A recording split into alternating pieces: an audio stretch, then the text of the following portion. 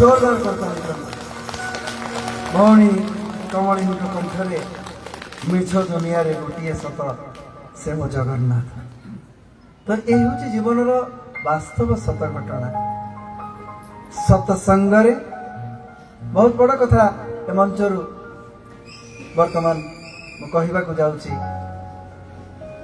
संकट बेले सत्संग बेले एवं श्मशान जो भली मति थाए से मति को जदि आम स्वाभाविक मति रूपांतरित कर दे पारंते जीवन रे अभाव ही रहता नहीं।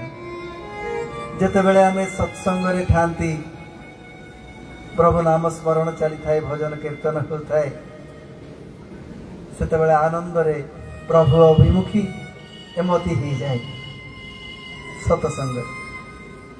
आउ संकट रे जेते बेले थांती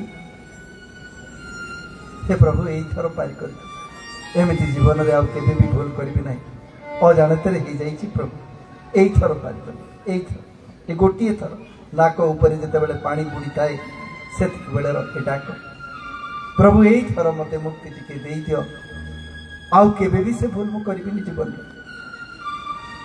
भगवान तो क्षमा कर दियंतु अनेक थर क्षमा कर मती से बेले जमीती थाए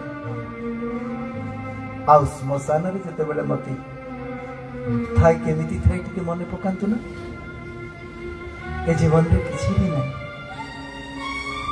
ए जीवन रो परिणाम हेउची 20 ग्राम पाउंस चिताग्नि रे जिते बेले ए शरीर दहन हो जाऊ थाए पोड़ी पोड़ी जाऊ थाए शेष को अवशेष रही जाए केवल 520-25 ग्राम।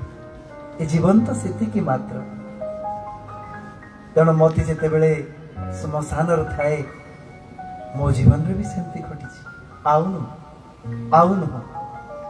राग हिंसा द्वेष बाद लोभ मोह आउनु किंतु गाड़ी रे बसु बसु मती बदली जाए। तेणु शास्त्रकार कहते सत्संग रे श्मशान रे एवं संकट रे जो मती को आमे धारण करि थांती से मती को जदि जीवन धारण रे लगे दी पारंते ताहले जीवन रे केबे अभाव रहता नहीं।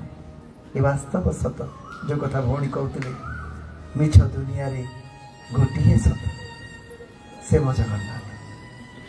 तेणु आसतु ए जीवन को से दिगरे आगे नबा बहुत हो गला दुनिया रो माया रे बुड़ी रहिबा जेते अधिक दुनिया माया रे बुड़ी रहूली सेते दुख जंजाल कोह आवेग जंत्रणा ग्लानि बोध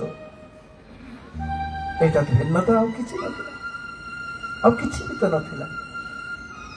नथिला शांति नथिला प्रीति नथिला मैत्री नथिला एकता ना करुणा थिला ना मुदितार भाव थिला ना श्रद्धा थिला ना सहानुभूति थिला ना कौनसी प्रकार आपणापण निजपण थिला। आत्मकेन्द्रिक ही स्वार्थ विजड़ित ही मु स्वार्थ रे जड़ित ही मु जीउथि केदो आश्रय को जेते बेले मु आसी जाए मो भीतर रसी विराटता फुटी उठे। ए होची से आश्रय ए जोगर आश्रय ए जोग अनुष्ठान आश्रय। तेणु ए आश्रय रे अछि सुख ए आश्रय रे अछि आनंद। जोग को केबे भी जीवन रे छाड़िबा नहीं। जोग को अंतर करिदेले जीवन अंतर हो जाए जंत्रणा रे बुड़ी रहती आम गोड़ सामने बुड़ी खोली दे रिलैक्स हो जाते हम। तेणु जीवन रे ये वास्तव सत कथा आगु बुझा पड़ो एवं से दिग को आगु को बढ़ेबा को पड़ो जीवन को नहले जीवन तो जंजाल भितरे अच्छी जाल भितरे अच्छी जीवन जलुची। तेणु जीवन को जदि रुधिमंत कुसुमित प्रस्फुटित पल्लवित करने को चाहते जोग को आधार रूप में